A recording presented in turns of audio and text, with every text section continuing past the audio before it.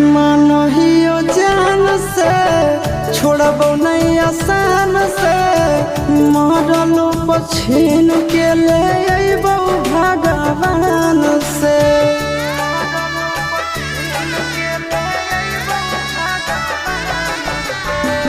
मानहियो जान से छोड़बो नहीं आसान से मरलो पछीन के ले अइबो भगवान से।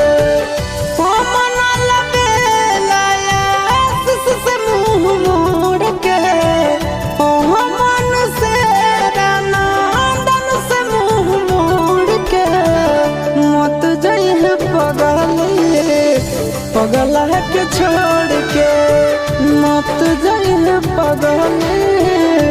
पगला के छोड़ के।